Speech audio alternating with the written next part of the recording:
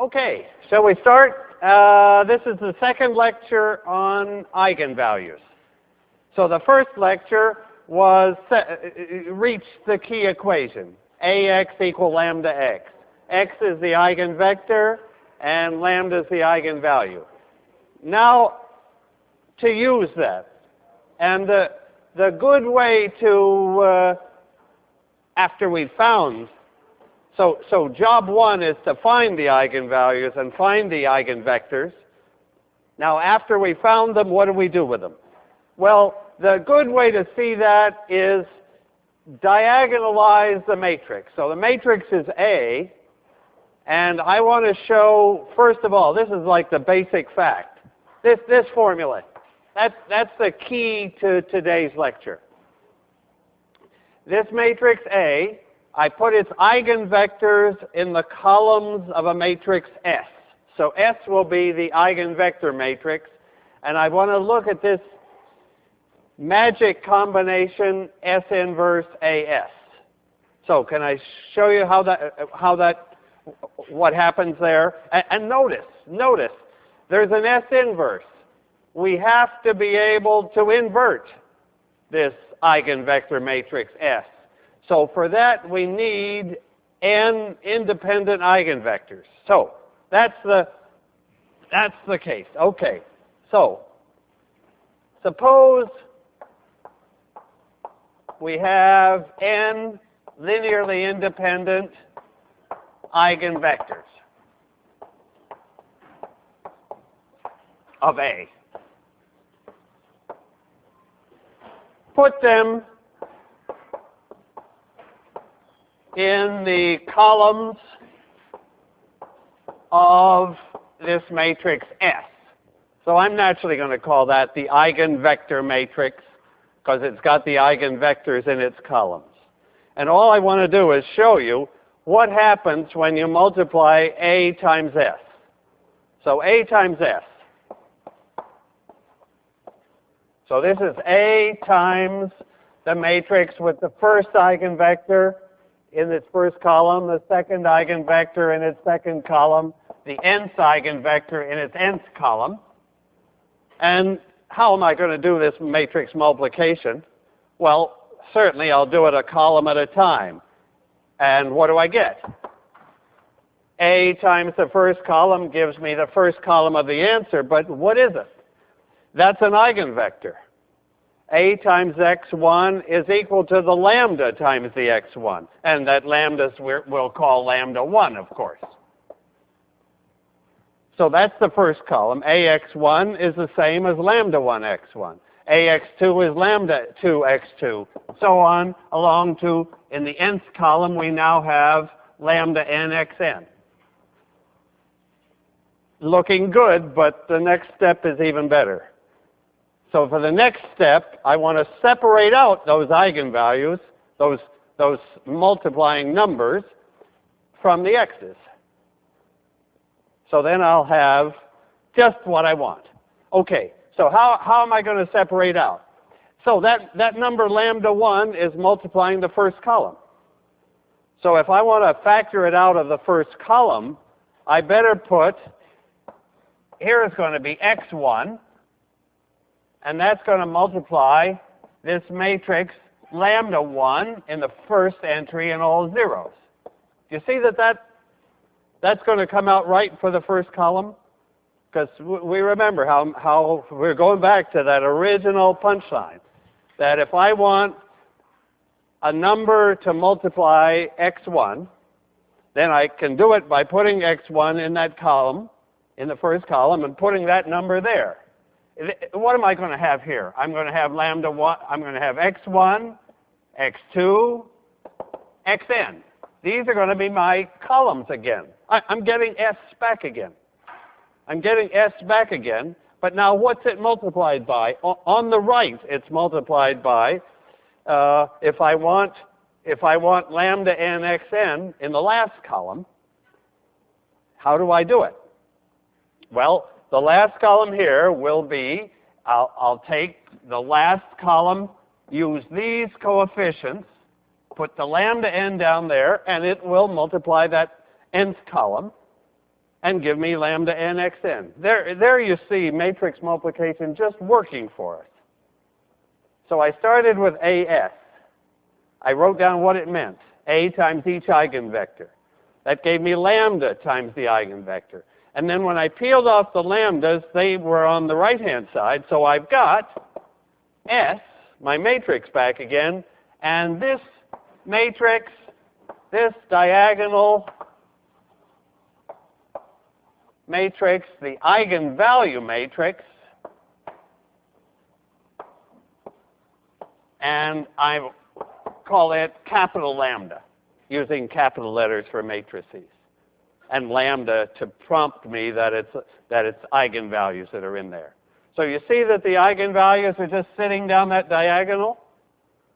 If I had a column x2 here, I would want the lambda 2 in the 2, 2 position, in the diagonal position, to multiply that x2 and give me the lambda 2 x2.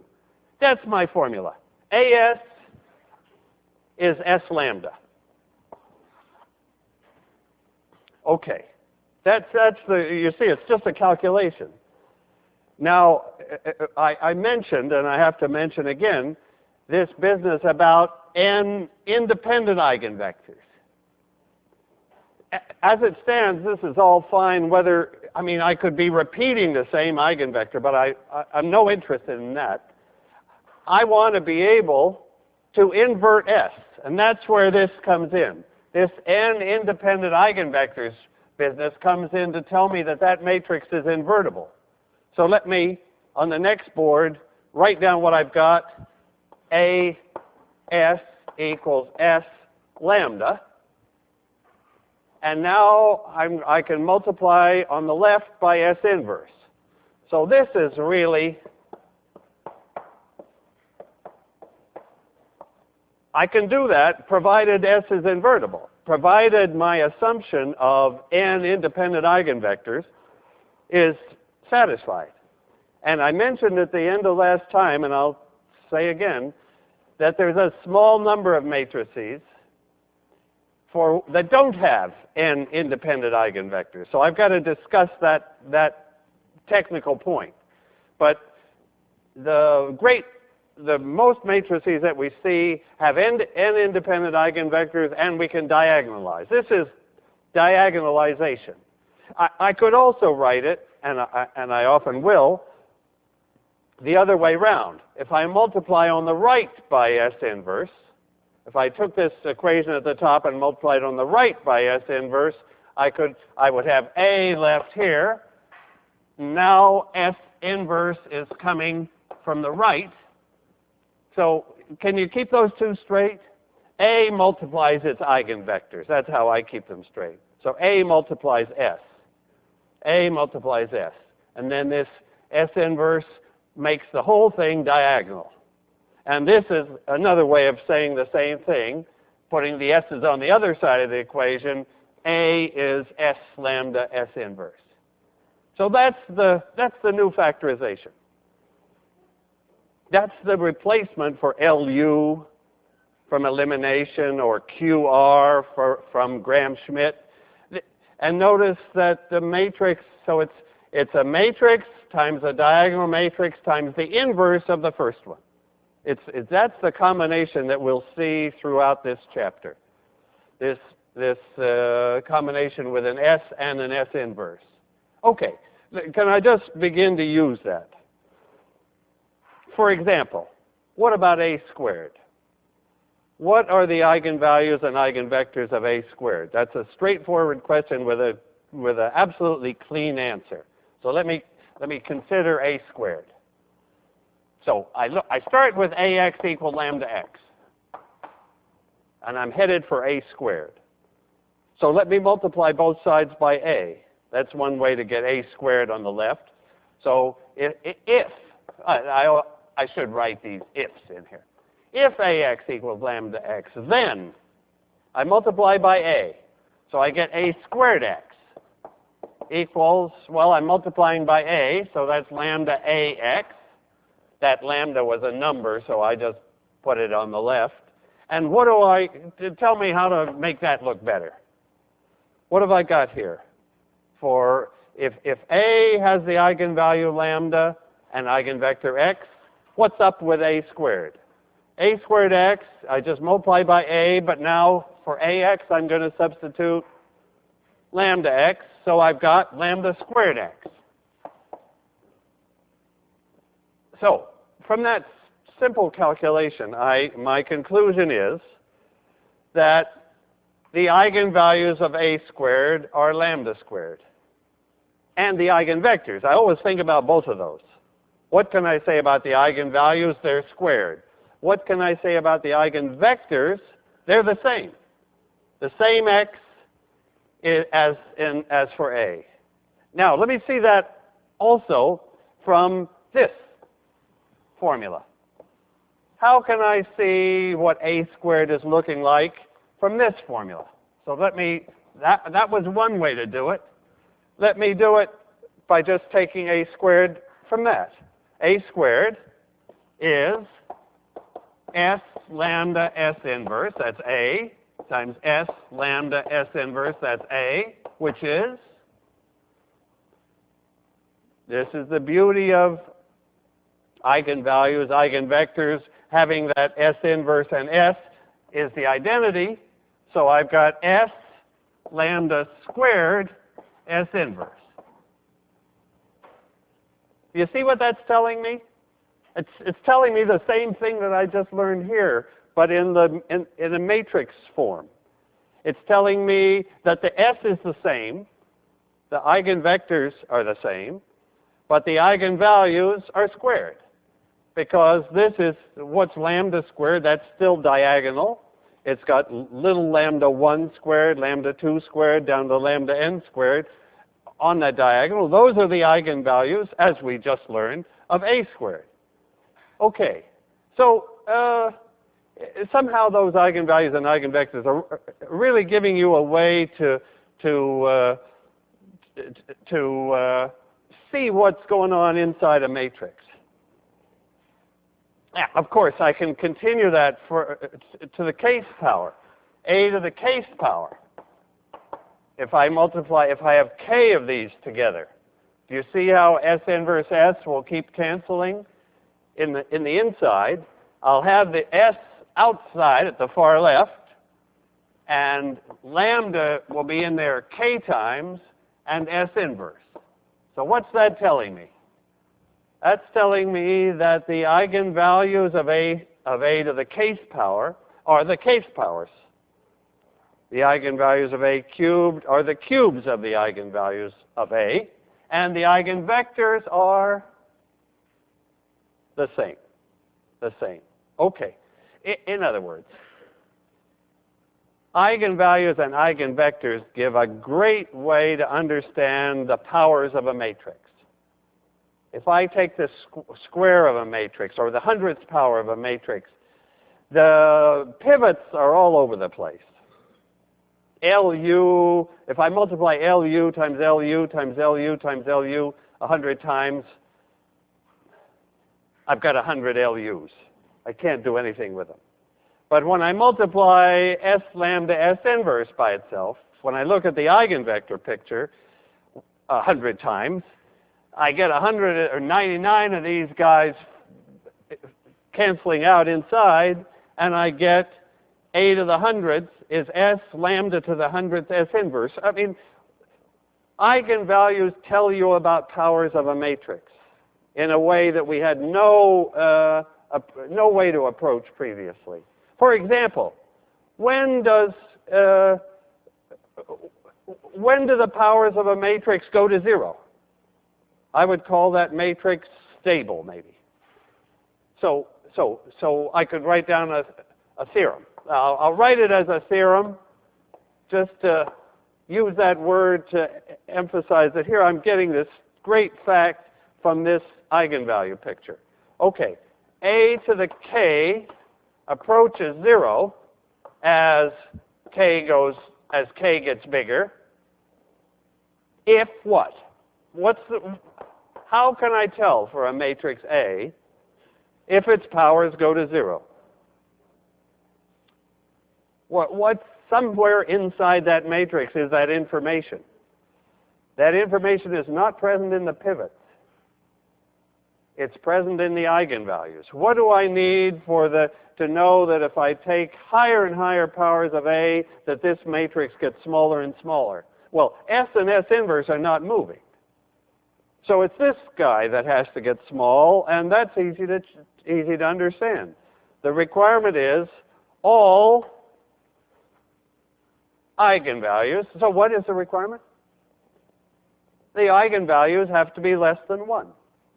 Now, I have to write that absolute value, because those eigenvalues could be negative, they could be complex numbers, so I'm taking the absolute value if all of those are below 1.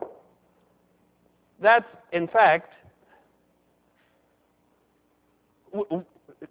we practically see why. Let me just say that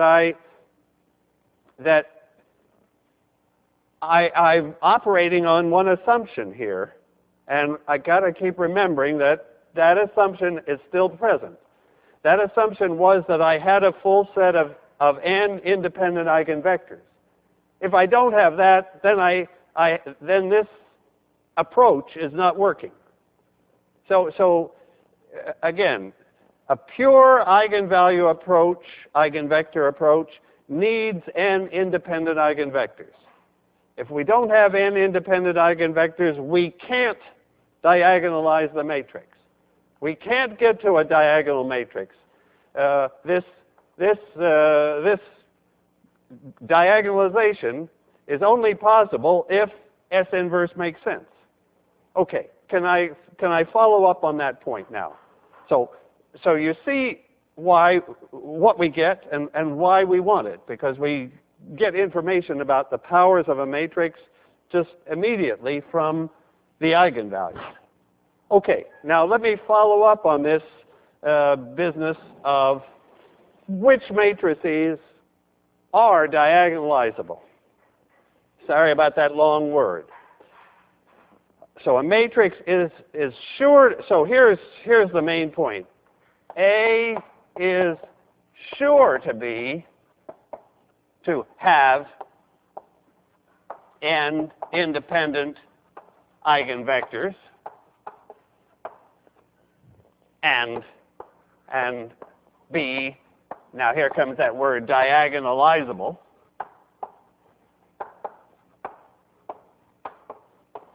If, so we might as well get the nice case out in the open. The nice case is if all the lambdas are different.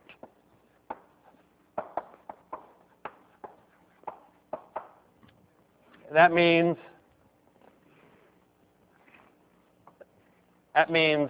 no repeated eigenvalues. Okay, that's the nice case. If my matrix and most matrix, if I do a random matrix in MATLAB and compute its eigenvalues, so if I took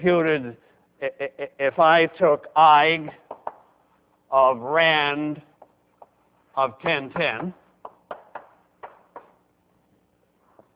gave that MATLAB command, we'd get a random 10 by 10 matrix, we would get a list of its 10 eigenvalues, and they would be different. They would be distinct is the best word. I would have a random matrix will have 10 distinct, 10 by 10 matrix will have 10 distinct eigenvalues, and if it does, the eigenvectors are automatically independent. So that's a nice fact. I'll refer you to the text for the proof. That A is sure to have n independent eigenvectors if the eigenvalues are different. If all eigenvalues are different. It's just if some lambdas are repeated, then I have to look more closely. If an eigenvalue is repeated, I have to check. Has it got, say it's repeated 3 times. So what's a possibility So here's the repeated possibility.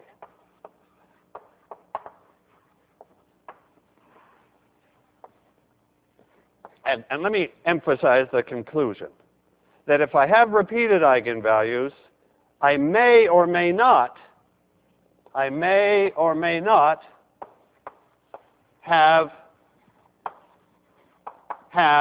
n independent eigenvectors. I might. This isn't a completely negative case. The identity matrix. Suppose I take the 10 by 10 identity matrix. What are the eigenvalues of that matrix? So let's take the easiest matrix, the identity. If I look for its eigenvalues, they're all 1s. So that eigenvalue 1 is repeated 10 times. But there's no shortage of eigenvectors for the identity matrix. In fact, every vector is an eigenvector. So I can take 10 independent vectors. Oh, well, what happens to everything? If A is the identity matrix, let's just think that one through in our head. If A is the identity matrix, then it's got plenty of eigenvectors. I choose 10 independent vectors. They're the columns of S. And what do I get from S inverse AS? I get I again, right? If A is the identity, and of course, that's the correct lambda. The matrix was already diagonal. So if the matrix is already diagonal, then the lambda is the same as the matrix. A diagonal matrix has got its eigenvalues sitting right there in front of you.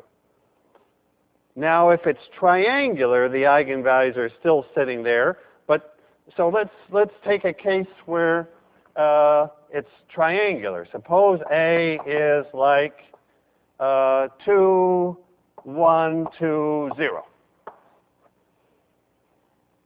So there's a case that's going to be trouble. There's a case that's going to be trouble. First of all, what are the eigenvalues? I mean, we just, like now, if we start with a matrix, the first thing we do practically without thinking is compute the eigenvalues and eigenvectors. Okay, so what are the eigenvalues? You can tell me right away what they are. They're 2 and 2, right. It's a triangular matrix, so when I do this determinant, shall I do this determinant of A minus lambda I? I'll get this 2 minus lambda, 1, 0, 2 minus lambda, right? I take that determinant, so I make those into vertical bars to mean determinant. And what's the determinant? It's 2 minus lambda squared. What are the roots? Lambda equal 2 twice. So the eigenvalues are lambda equals 2 and 2. Okay, fine. Now the next step, find the eigenvectors. So I look for eigenvectors, and what do I find for this guy? Eigenvectors for this guy, when I subtract 2 minus the identity, so A minus 2I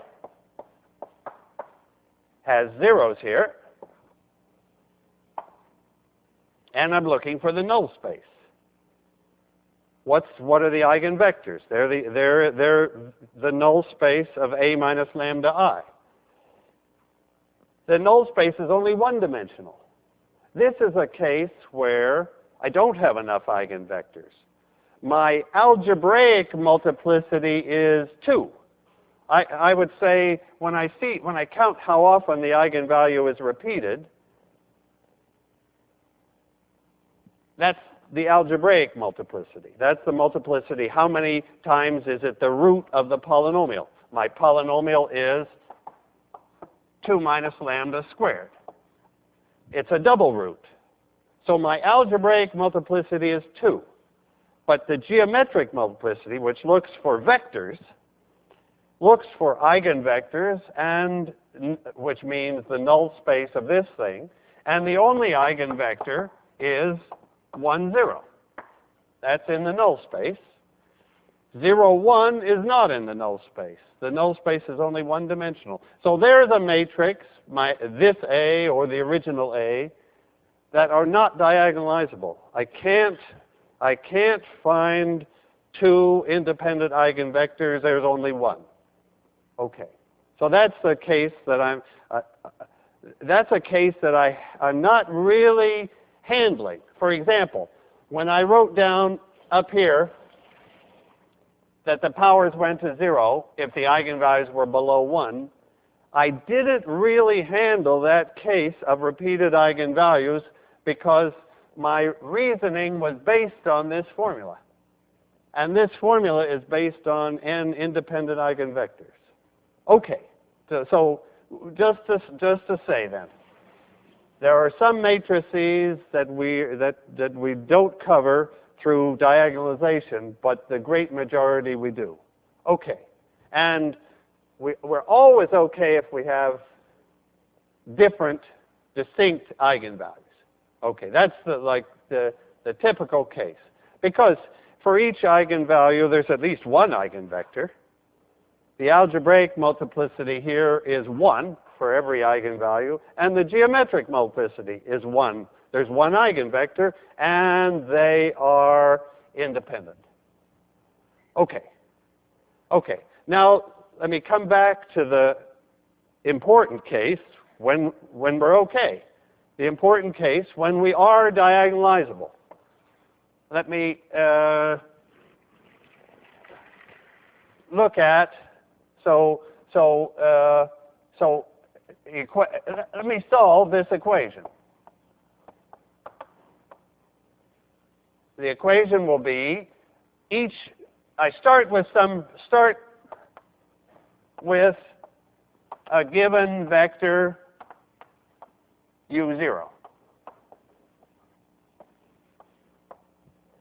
And then my equation is at every step, I multiply what I have by a. That equation ought to be simple to handle. And I'd like to be able to solve it. How would I find, if I start with a vector u0, and I multiply by a 100 times, what have I got? Well, I can certainly write down a formula for the answer. So so u1 is a u0. And u2 is, what's u2 then? u2, I get from u1 by another multiplying by a, so I've got a twice. And my formula is uk, after k steps, I've multiplied by a k times the original u0. You see what I'm doing?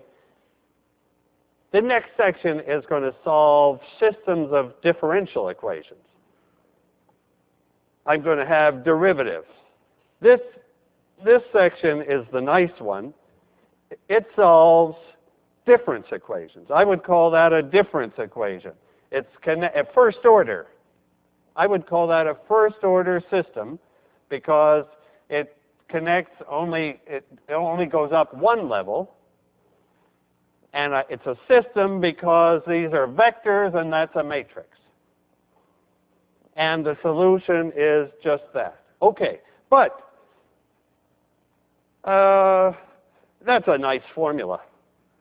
That's the most compact formula I could ever get. U100 would be a to the 100th u0. But how would I actually find u100? How would I discover what u100 is? Let me show you how. Here's the idea. To really solve, shall I say, to really solve,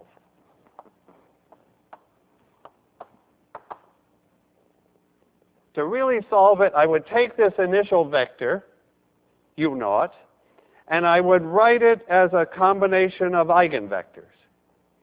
To really solve, write u0 as a combination, say, certain amount of the first eigenvector plus a certain amount of the second eigenvector plus a certain amount of the last eigenvector.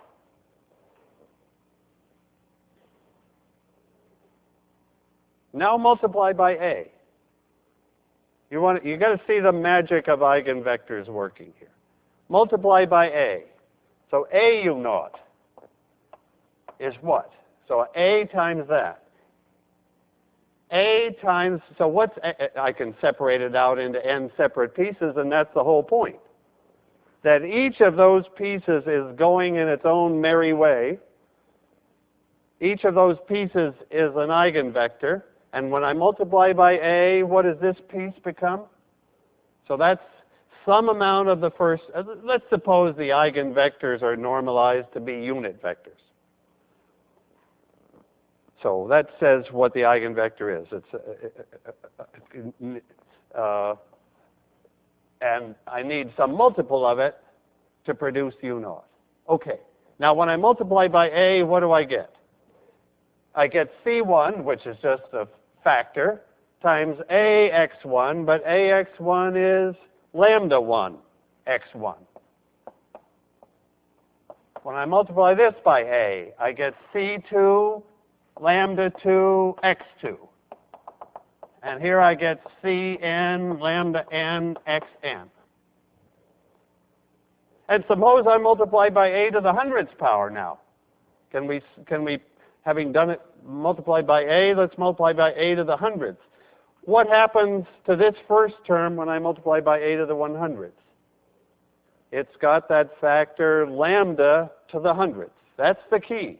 That's what I mean by going its own merry way. It is pure eigenvector. It's exactly in a direction where multiplication by A just brings in a scalar factor lambda 1. So 100 times brings in this 100 times. 100 times lambda 2. 100 times lambda n. Actually, what are we seeing here? We're seeing this same lambda, capital lambda to the hundredths, as in the diagonalization, and we're seeing the S matrix, the matrix S of eigenvectors. That's what this has got to amount to. A lambda to the hundredths power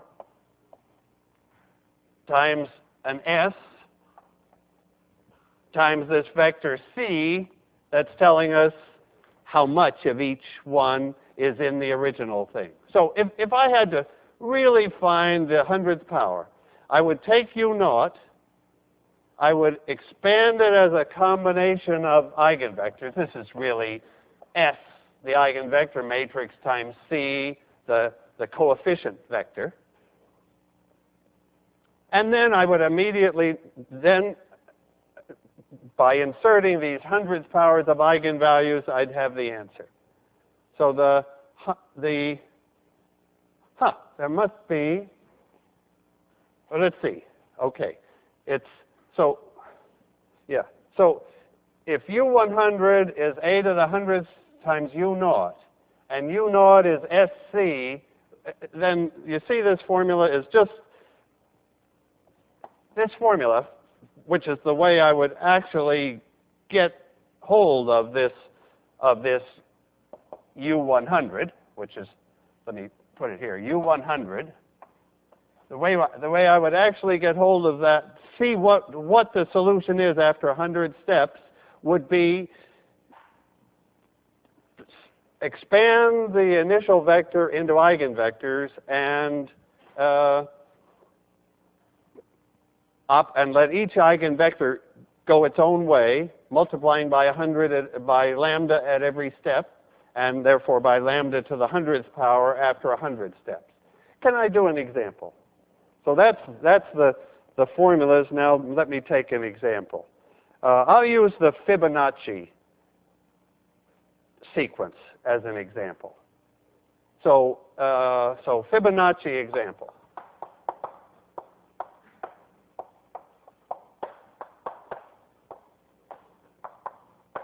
You remember the Fibonacci numbers?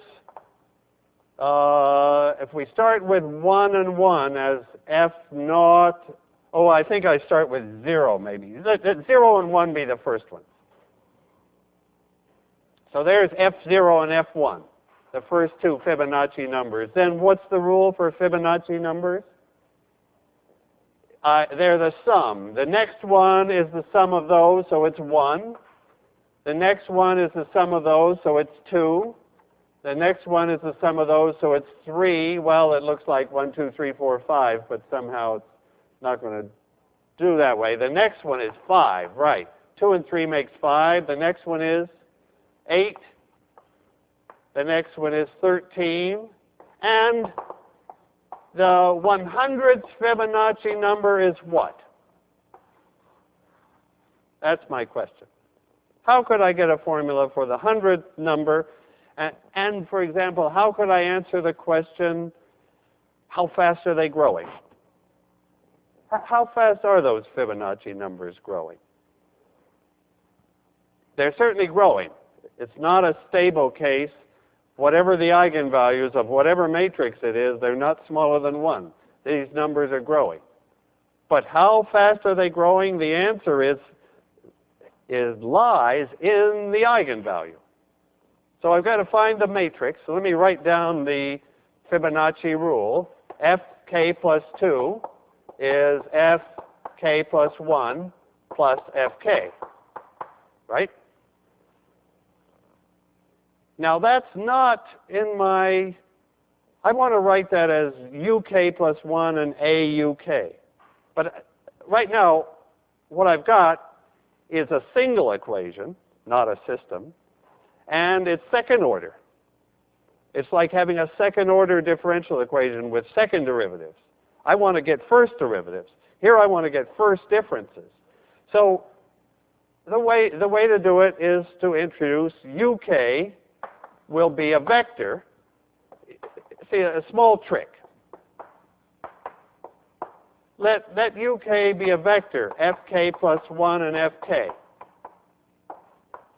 So I'm going to get a 2 by 2 system, first order, instead of a scalar system, second order, by a simple trick. I'm just going to add in an equation, fk plus 1 equals fk plus 1. That will be my second equation. Then this is my system. This is my unknown. And what's my one-step equation? So now uk plus 1. So uk plus 1 is the left side.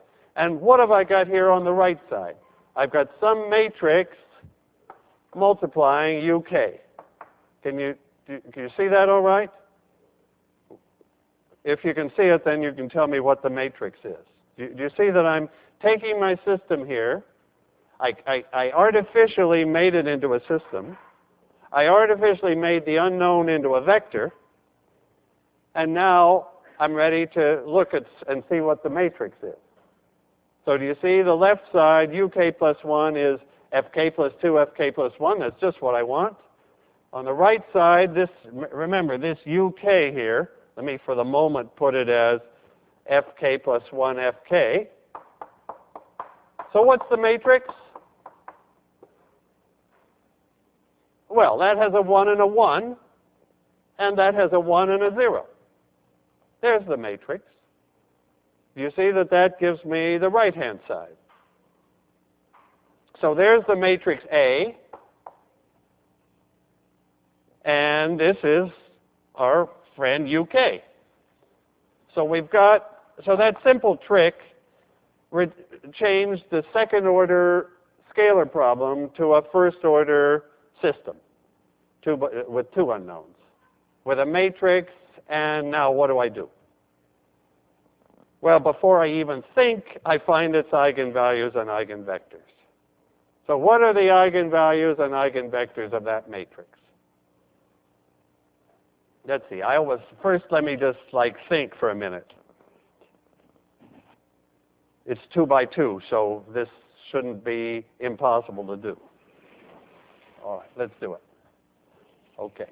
So my matrix again is 1, 1, 1, 0. It's symmetric, by the way.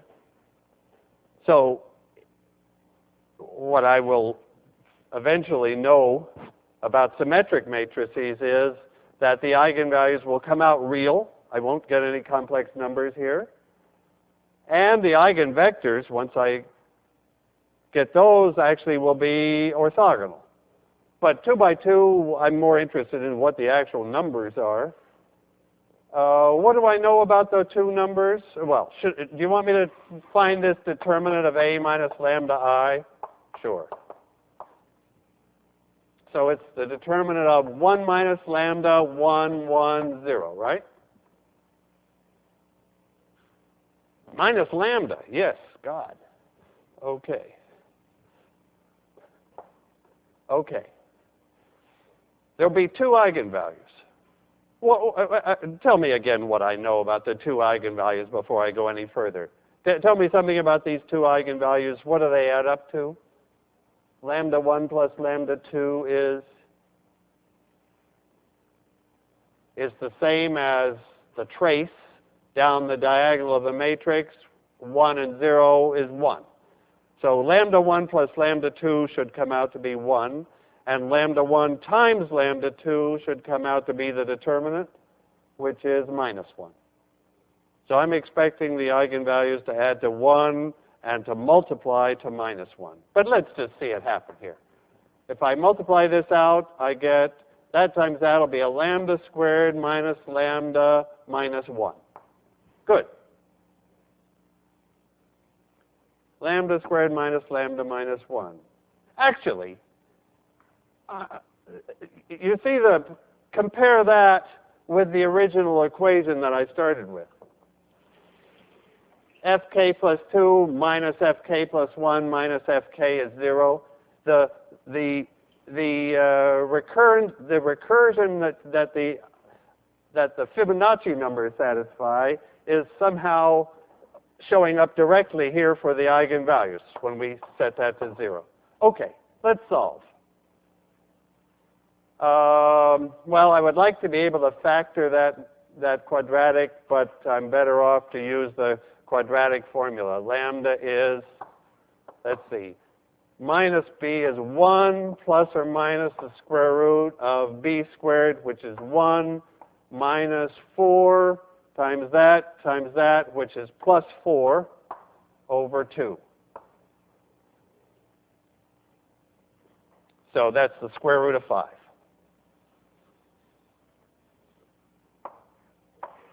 So the eigenvalues are lambda 1 is 1/2 of 1 plus square root of 5, and lambda 2 is 1/2 of 1 minus square root of 5. And sure enough, those add up to 1, and they multiply to give minus 1. Okay, those are the two eigenvalues. What are those numbers approximately? Square root of 5, well, it's more than 2, but less than 3. It'd be nice to know these numbers. I think so that number comes out bigger than 1, right? Yeah, that's right. This number comes out bigger than 1. It's about 1.618 or something. Not exactly, but, and I suppose it's 1.6. Just like, I think so. Then what's lambda 2? Is lambda 2 positive or negative? Negative, right? Because it's obviously negative, and I knew that so it's minus, and they add up to 1, so minus 0.618, I guess. Okay, and some more. Those are the two eigenvalues. One eigenvalue bigger than 1, one eigenvalue smaller than 1. Actually, that's a great situation to be in. Of course, the eigenvalues are different, so there's no doubt whatever. Is this matrix diagonalizable? Is this matrix diagonalizable, that original matrix A? Sure. We've got two distinct eigenvalues, and we can find the eigenvectors in a moment. But they'll be independent, will be diagonalizable. And now you can already answer my very first question. How fast are those Fibonacci numbers increasing? They're increasing, right? They're not doubling at every step. Let's look again at these numbers. 5, 8, 13. It's not obvious. The next one would be 21, 34. So to get some idea of what F100 is, can you give me any, I mean, the crucial number, it's approximately, what's controlling the growth of these Fibonacci numbers? It's the eigenvalues. And which eigenvalue is controlling that growth? The big one. So F100 will be approximately some constant, C1, I guess, times this lambda 1, this 1 plus square root of 5 over 2 to the 100th power. And the 200th F, in other words, the eigenvalue, the Fibonacci numbers are growing by about that factor.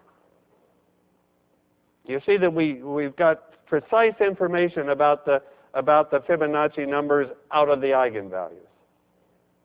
Okay. And again, why is that true? Let me go over to this board and show what I'm doing here.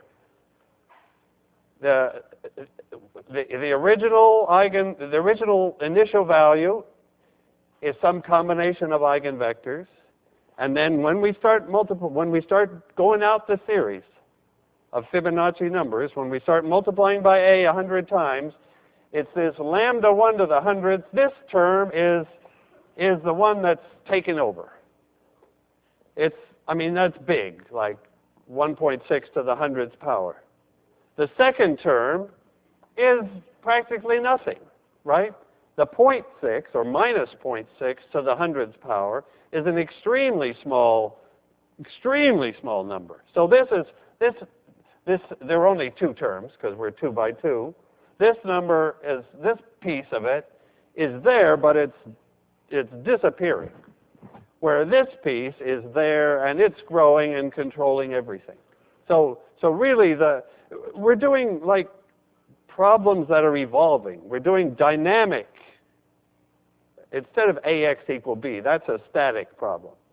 Now we're doing dynamics. A squared, A cubed. Things are evolving in time, and the eigenvalues are the crucial numbers. Okay, I guess to complete this, I better write down the eigenvectors.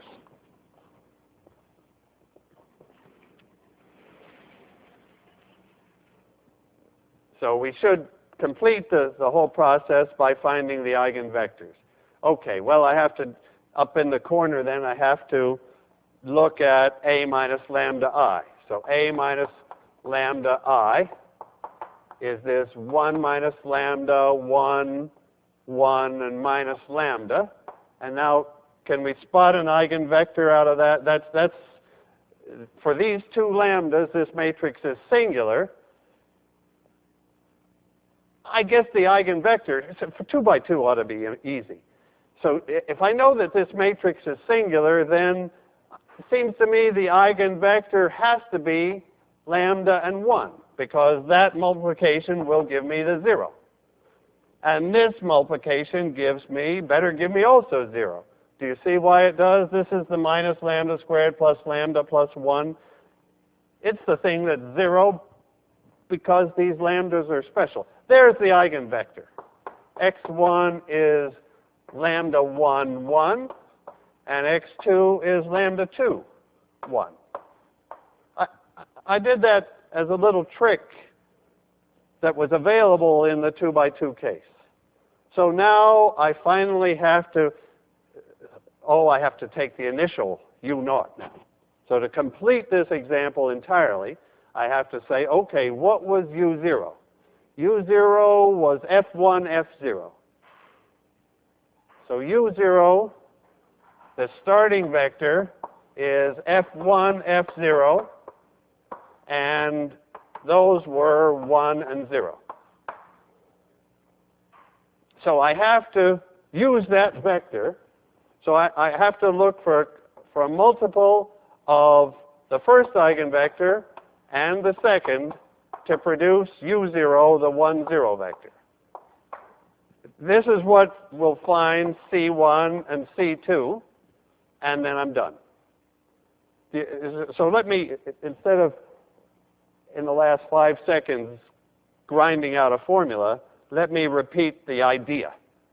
That it's the idea that's central. When things are evolving in time, let me come back to this board because the ideas are here. When things are evolving in time by a first-order system, starting from an original U0, the key is find the eigenvalues and eigenvectors of A.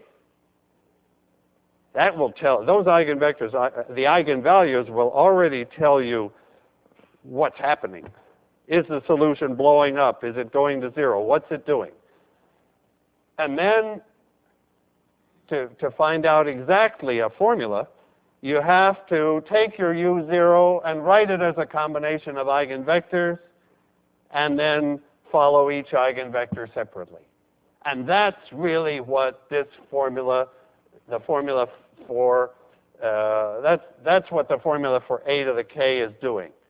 So remember that formula for a to the k is S, lambda to the k, S inverse. Okay, that's difference equations, and you just have to, so the homework will give some examples different from Fibonacci to follow through. And next time will be differential equations. Thanks.